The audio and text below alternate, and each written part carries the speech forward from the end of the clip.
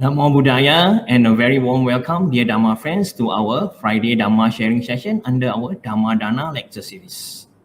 I'm Brother Eric and I'll be your host for today. We are privileged to have with us Bhante Wetara Mahinda as our speaker for today. Let us now bring Bhante online. Sukihotu Bhante and welcome to our Facebook live page, Bhante. We will now do a short introduction on Bhante. Bhante Wetara Mahinda was a senior university senior lecturer in Sri Lanka. Currently, Bhante is attached to Metta Meditation Center, Janesville, Minnesota, USA. Bhante participated in many lectures and discussion programs in both East and in the West. With that, we would like to invite Bhante to deliver today's Dhamma sermon. Bhante. Good evening. Thank you, Eric, for your introduction. Now, today's talk for the Brickfields Buddhist Temple in Kuala Lumpur, Malaysia, is now going to start. Now, today's theme would be stress and the Buddhist solutions to the relief of stress. I would like to get only about 30 minutes time to explain certain things related to the theme, and afterward would welcome you to ask questions so that we can have a discussion based on these questions. Now, let me first introduce the theme, for instance, shortly, though it is not very not an academical explanation. Now, stress means a kind of pattern of descriptive physical and mental reaction to incidents that threaten our ability to cope with situations. Now, in the Buddha's teachings, Buddha really emphasizes the fact that we are stressed during the life, not only during this life, but also the entire samsaric circle. Now, Buddha really has used the term in Pali, the dukkha. Dukkha is the term that has been used to denote stress in modern day English usage. There may be some other terms like unsatisfactoriness. Dealing with unsatisfactoriness may be another term. However, I would narrow down this term stress in this particular instance today only to the stress we undergo during our current life, during our human life currently. So that does not mean I neglect the fact that we are stressed during the whole samsaric circle. We need to definitely find a solution to the stress or the dukkha, which has been explained by the Buddha and which the Buddha wants us to eradicate totally. But in today's talk, I confine myself to the stress we undergo in life situations in our own lives. As we are aware, perhaps the loss of a beloved one, or difficulties in the job and disappointments we undergo and illnesses we face may be several of the causes that leads to stress. Now, as we are aware, a disturbed mind, that means a stressful mind, cannot be made use of for uh, any kind of important and effective decisions. Only a mind that is peaceful and that is calm and that is still leads to the cessation of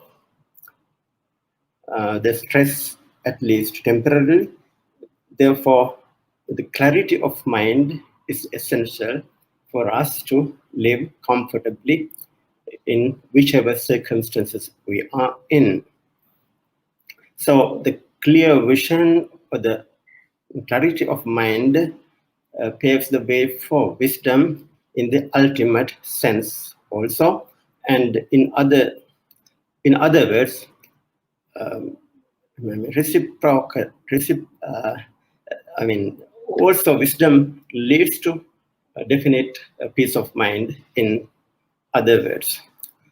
Now, Buddhism, as we are aware, it stresses the fact that we have the problems of greed, hatred, and illusion as three negative causes or the roots or the kilesas or the defilements, which leads to all kinds of problems. And now, let us see some of the concepts included in the Buddha, not really the suttas in particular, but some of the concepts taken from wherever it is possible to understand what we can do to eliminate stress. Now, as we are aware again, each and every one of us has the notion of self. This self can be, as you know, not the individual self, but a self that has something to do with the possessiveness. We possess things, but it not only has something to do with the identification, but possessiveness. So let us think, how many possessions do we have any moment we live in this world on earth? How many struggles we undergo because of the possessions. We possess so many objects, so many individuals, so many material things. In addition, our own body. We possess the bodies of others, other friends, and we possess many conceptions. We possess many conceptions that may have nothing to do as far as our problems solution is concerned. But we go wherever with a lot of conceptions. So these conceptions have a lot to do with in reality, all the conceptions almost have something to do with the self. So that is a very dangerous situation, because of that, we always tend to think that this I am, and I do things and I possess things and it is me always.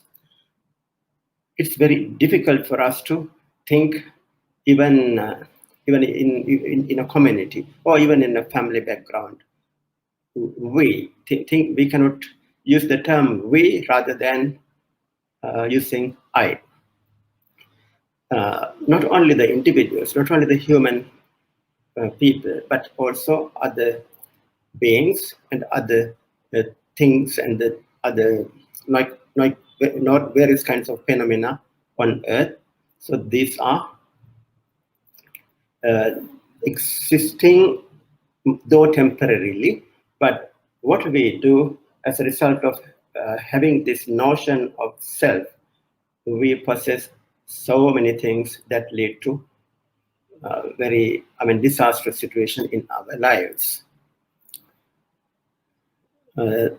Therefore, it would be great if we understand that there is also the concept of impermanence, which has been taught by the Buddha. Buddha says that everything is impermanent. They may last for a short while, certain things last longer time, but everything is impermanent. So understanding this impermanence related to the possessions we acquire, and also even our own body, and also the conceptions we have in our mind would be very relevant and very useful for our finding a solution to a stressless life, stress-free life. Being mindful of what we do, and also being non-judgmental about our awareness to so many things and so many individuals is another important factor that helps us to eliminate the stress. Now, we have so many judgments relating to the past, relating to the individuals, relating to our own life, relating to our own body. So these judgments are necessary. I do not say that certain judgments are not essential, but due to having this judgmental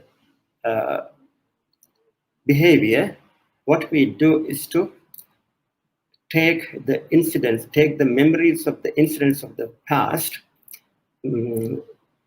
into account, and therefore we repent on so many instances.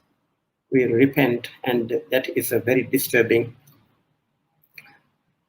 act as far as the stress is concerned.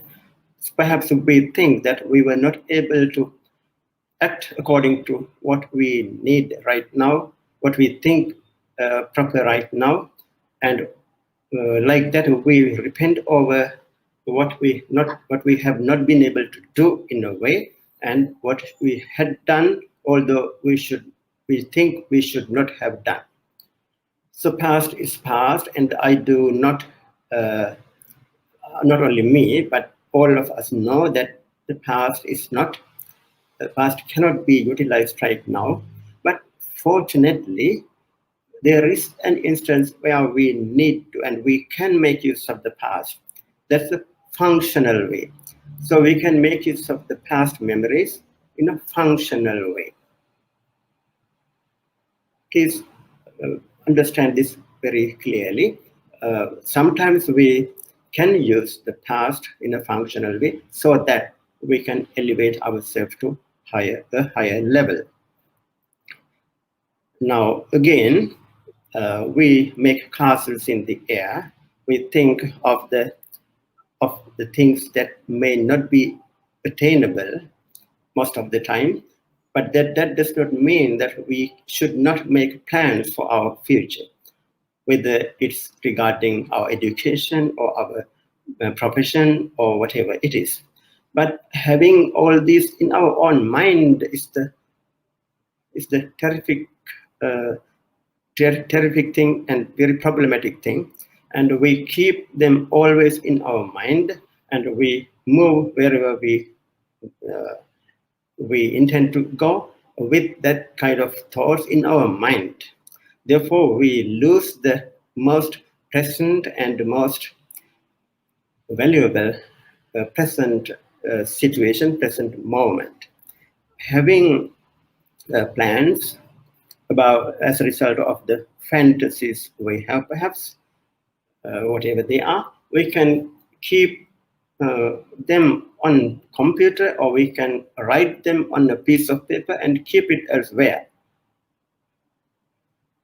Therefore, I do not say that we should not have plans about the future activities or future lives of ours. What we need to do is to try to understand that they should be helpful having a plan and make a determination based on that plan, but having always it in our own mind makes us problematic. Therefore, using the both past and the future in a functional way, we should be very, very careful and very clever to make use of this both in a functional way only. Now, for instance, there are some people who want to achieve higher states in mind. For instance, they want to become an extreme winner at once. So they have this in mind always, and they do something that should not be done according to the Buddha's teaching itself. They do not live with the in the present moment, and they create a problem as regarding the higher mindful states themselves. Now, one other point I would like to point out right now is the loving friendliness, as most of us always talk about this whenever we deal with a subject or the topic or a Dhamma discussion about Buddhism, and in other religions also this loving friendliness is used. However, this is not easy to use, although we keep saying that we should keep cultivating the loving friendliness. Most of us are unable to do it unless, of course, we are totally free of the defilements, or at least if we have been able to undergo many experiences or many training, we are not able to practice mindfulness or practice loving friendliness. Now, loving friendliness starts with oneself. Have loving friendliness and have the thoughts of loving friendliness towards one's own body and one's own mind. Now, in many instances, we see how much difficulties do we undergo because of our physical problems, physical characteristics, maybe based on our numerous features of body. I do not need to, explain all this, but we are very determined to make changes of our body almost always. So we are not naturally prepared to accept our body as it really is. We know in the world about some people who wanted to make serious changes of their face and of their body, and then eventually they succumb to death. And that is a physical death, but because of our requirement to make changes of our body unnecessarily and unusually, pave the way for stress, mental stress. So we can do really most functional things, as I mentioned earlier. It's functional use of the past as well as the functional use of the memories of thoughts of the future. So we can use our own body as a functional something, and then we should not go to an excessive behavior, and we should not always be worried. In certain instances, we become worried about our difficulties and our physical features and required changes of the face as well as other parts of the body. Therefore, the most important requirement is to accept our body as it really is. Make some changes if they are, if they can be done. We should not be worried about the changes that cannot be done at all. Therefore, this has a lot to do with the friendliness to oneself, friendliness to one's own body as well as one's own mind. Now, the friendliness to one's own mind has again something to do with accepting our thoughts as they really come to our mind and do not need to uh, make changes of our thought patterns. So accept them and let them go.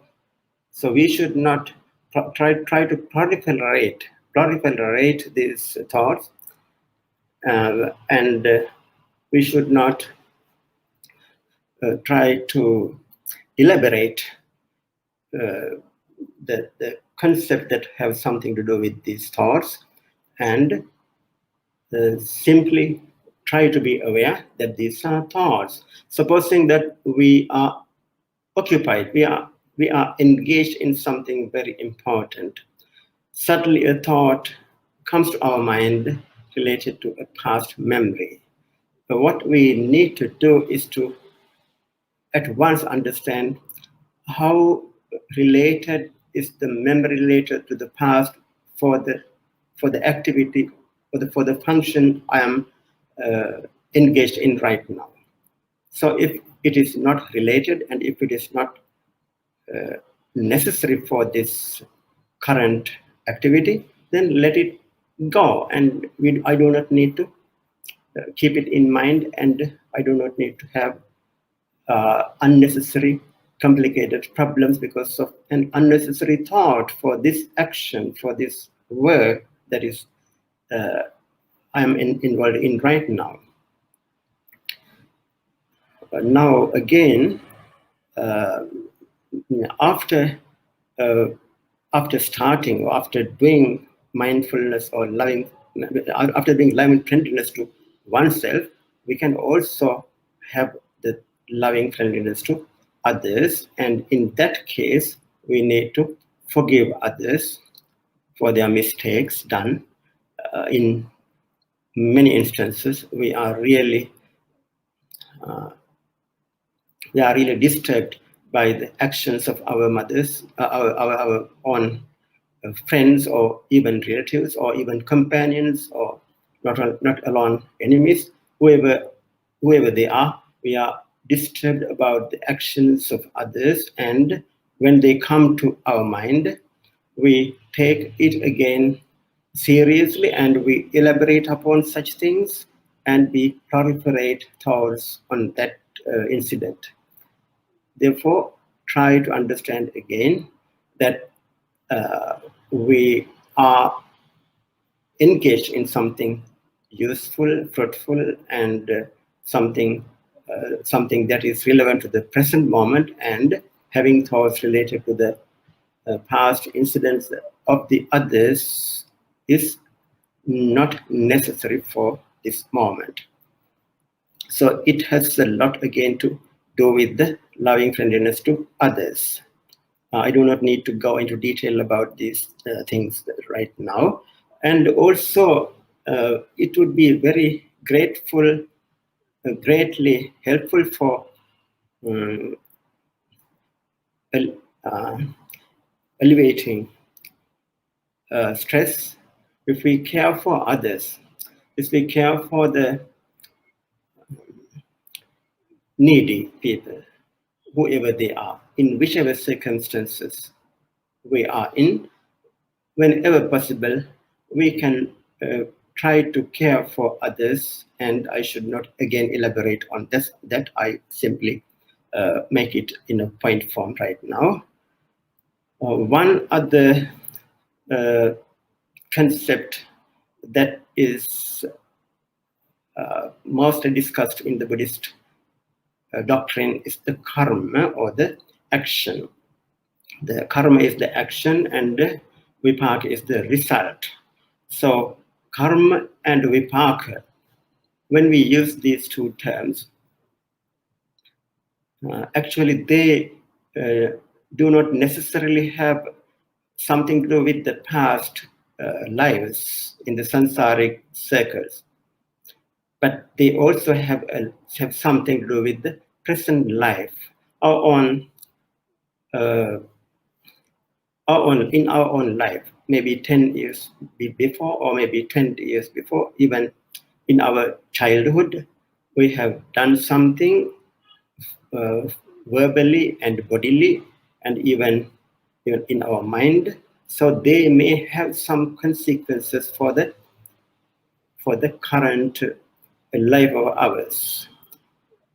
Now, so, I mean, also the actions we did yesterday, or even now today, an hour before, supposing we did some action with a mind full of hate, then it has terrible consequences for the present moment. We become at once disturbed in our mind. We are not able to make meaningful decisions, and we are perturbed in our mind. So this is again, you see, a very clear example of a karma vipaka in practical terms. Therefore, we can try as much as possible to do not to do the karmas that are harmful to others. That does not mean that we can be the I or we can be eliminated. So that are harmful to both myself and others, both us, ourselves, and others. Short term or long term. They may be short term or long term. So when understanding this principle of karma, we can really make use of that for a pleasant lifestyle. And the Buddha says that if we keep on practicing certain qualities of our life, it becomes the character. It becomes the character. Therefore, we can have a very, very friendly and noble character in the end if we keep practicing some of these things like having loving friendliness and so on and so forth. Now, also in the Buddha's teaching, Buddha recommends us to practice meditation. Now, meditation, as we are aware, has something to do definitely with our mind, kind of mind culture. When we think of this mind culture, sometimes we tend to think that it has to be done only when seated at one particular place, in one particular stature, in one particular way, and in one particular place, in one particular time. But rather than that, we can think of understanding and think of meditating at whichever place we are in, at whichever time period we are in whichever posture we are in. We can only try to understand, to find out how our mind works, what kind of disturbing thoughts that that are going to occupy in our mind, and we can keep doing that kind of meditation for our practical purposes. So that helps us to deal with stress in a substantial manner. So Now, Buddha recommends us to do the walking meditation also. Walking meditation that might mean that we need to do it in our temple premises or even elsewhere. While we are going to other places, we can do walking, and while walking, we become mindful about our own act as well as our own mental situations, and so on and so forth. One other important aspect is to live in the nature, live in a place associated with nature whenever possible. For instance, rather than being confined to only a small room or even a house, we can be with trees and we can be with the rivers when possible, but I understand that it's difficult for most of us to do always, but whenever possible, go to a place where we can be surrounded by the trees, the green, and we can go to a place, go to a riverside, and even the sea. And one very important thing we can do is to look at the sky at night. If the sky is not covered with the clouds, look at the sky for some time. That itself turns out to be a very good object of meditation. When we keep looking at the sky, we understand, most importantly, that the so-called self or the I, myself, am not the only individual in this universe. There are so many other individuals and other creatures, and also other objects and other planets, and so many other things in the universe. So one thing that happens is that we become together with these objects or the planets in the universe, and also other objects in the sky. And importantly, we can see the changes that are happening in the sky. This happens when we go to a seashore. When we go to a seashore, keep looking at this sea for some time, and we really can contemplate on the changes that are taking place on as far as the waves are concerned. So that teaches us a tremendous lesson indirectly. So that itself, that kind of things themselves then become the objects of meditation. So, lastly, uh, making a habit of the funny side of our behavior. Now, there are so many things at which we can really laugh. Our own behavior is not full of great incidents alone, but we can laugh at ourselves, not laugh at others. We can we can even relate to the funny sides of most of our stories, and then it helps us tremendously for the release of stress.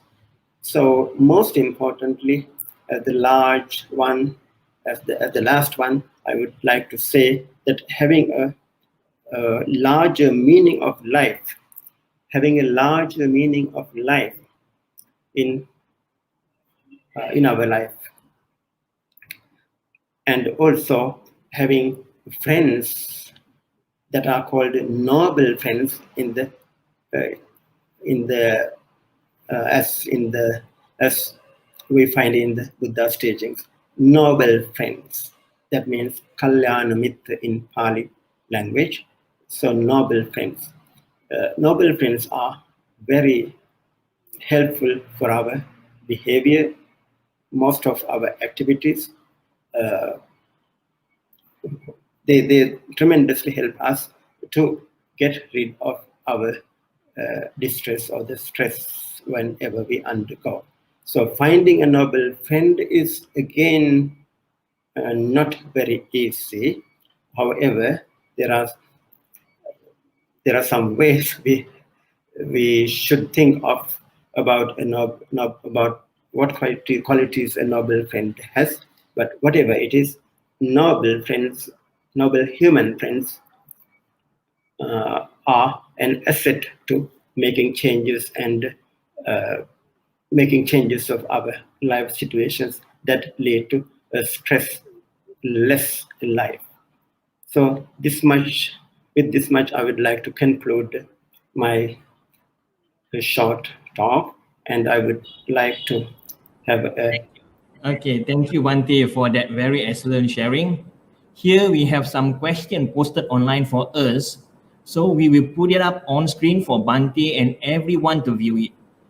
now. Yes, we are really required to find a solution, find a way to attain nibbana. There is no question about it as Buddhists. But supposing when we have certain thoughts about the future requirements or the future achievements of ours, whether they are uh, materially oriented or whether they are religiously oriented, that might cause some problems. Definitely, as I think I said something about this earlier, though I did not use the word nibbana. Mm, having a goal is a supreme requirement, but if we are determined to always uh, have some dialogue about that in our own mind, we really do not find the time to act towards doing things necessary for that. Now, it's kind of like having a castle in the air, as I mentioned earlier. We should do little by little the things that are required in the form of meditation and in the form of other activities, but having a goal and always having the wishfulness and a kind of dream may become problematic, I think. But there's a goal, and there are things that we need to do slowly and step by step, and we should go along the path so that we can achieve even the emancipation.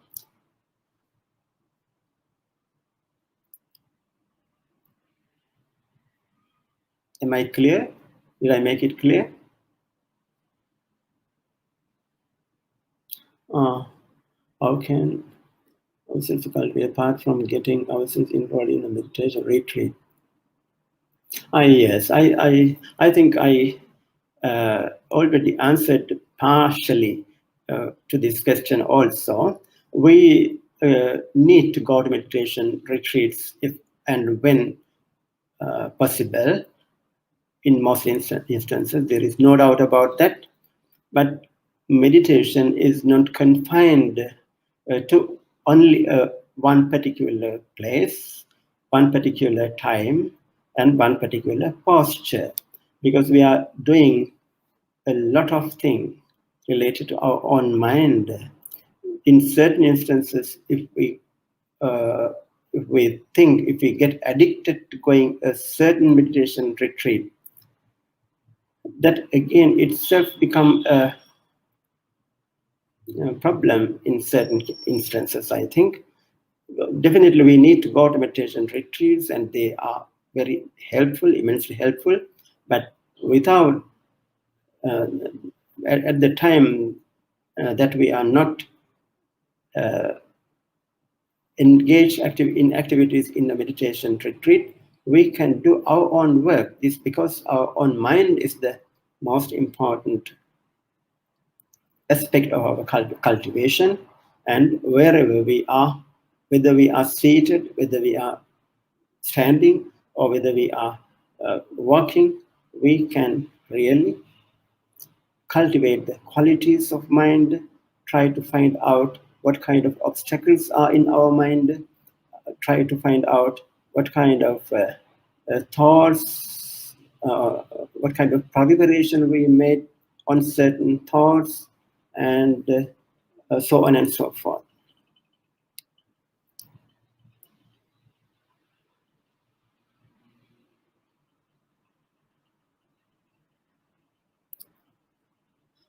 I think I gave some explanation on this term also.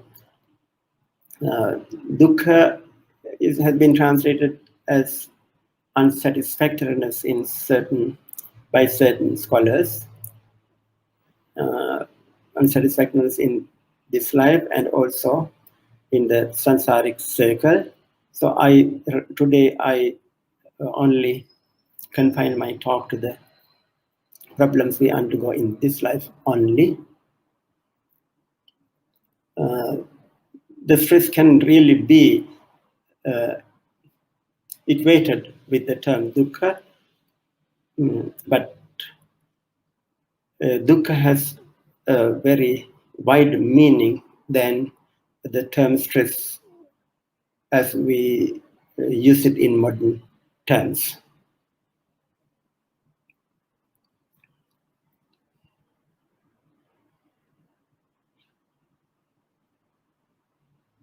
All overnight. Yeah, it needs time to be able to bear results. Yes, of course, it needs time to bear results. Meditation practice should not be the cure all, and it cannot be attained overnight. That we can rid of stress rapidly, according to the Buddhist way. I think I mentioned a number of ways that we can achieve a stress-free life. Definitely, it cannot be done overnight. Step by step, and we should be mindful about our own activities, and we should be mindful about our own behavior, about our own addictions, both physical and mental. So be mindful, be observant about what we do. Be observant. I think the observation helps definitely to, it leads to cultivation of mind, observation of mind as well as mind objects, and also emotions that have a lot to do with the proliferation of thoughts. Emotions. When we understand the thoughts and emotions by a constant vigil and constant observation, that helps to stress, that helps to lessen the stress at once. And if we keep doing that practice, that is the way to do it, but it needs sufficient amount of time, and it cannot be done definitely overnight. Mindfulness. Yes, mindfulness can mean, I think, at least number of things. The mindfulness has been explained in the Buddha's terms, fourfold mindfulness. But here, now we know in the United States there is a group that use the MBSR, mindfulness-based stress reduction. So that has been the program of some of the universities in the United States. Now, mindfulness there, in their terms of mindfulness, they do not want to use a religion, even Buddhism, but mindfulness it can mean the mindfulness of the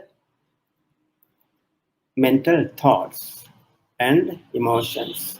It can be the mindfulness of the nature of the body and mindfulness of the nature of our own mind. Now, in Buddhist terms, there are four kinds of mindfulness, and I do not need to elaborate upon that. But definitely, mindfulness of the one's on behavior of the mind and thoughts. That would be very helpful for us to cultivate our mind with the other practices as well. Right? Mindfulness, I see. Uh-huh. Yes. Yeah, we can be mindful about certain aspects of the greedy behavior of our mind. We can concentrate for a long time about an object or about an individual that we love a lot, and the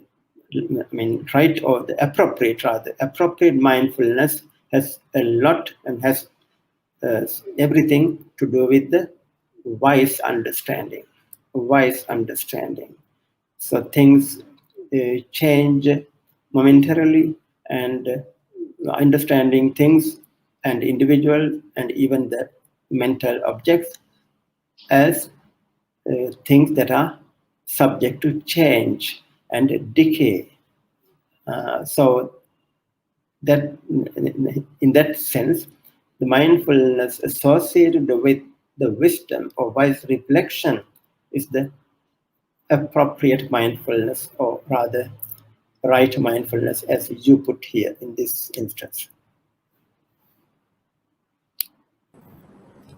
Bhante, that's about all the questions for today. Thanks for the excellent answer, Bhante, from our speakers, Bhante Wetara Mahinda, and those equally good questions posted by our audiences. So, okay, before we conclude, we would like to invite Bhante to share the merits accrued today with all the devas and our departed loved one, Bhante.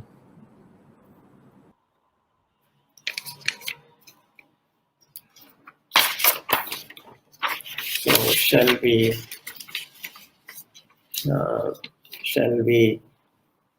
express our gratitude to the chief priest and the other monks of the Big Fields Buddhist Temple, and also the committee members of the Buddhist Vihara Society in Kuala Lumpur, and the audience who took part in this program, and also those who asked questions. And now I would like to give a merit to the devas while I use this Pali stanza. Ittavatacha amhehi samhitam punya sampadang sabbe deva anumodantu sabbe bhuta anumodantu sabbe satta anumodantu sabbe sampati siddhya. So may all beings be happy. May all beings be free of calamities. May all beings be free of the diseases, and may all beings be free of the cankerous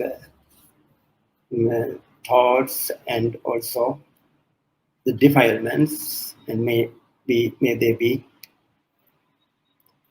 in peace, final peace, that is Nibbana, in the sun, after eradicating the defilements totally, may they attain Nibbana. So thank you very much once again. Now we have come to the end of our Dhamma sharing. On behalf of Buddhist Mahavihara, I would like to take this opportunity to extend our highest thanks to Bhante Wetara Mahinda, and also to our generous sponsors and to all our dedicated audiences. May all be well, peaceful, and happy. Sadhu, sadhu, sadhu. Thank you very much.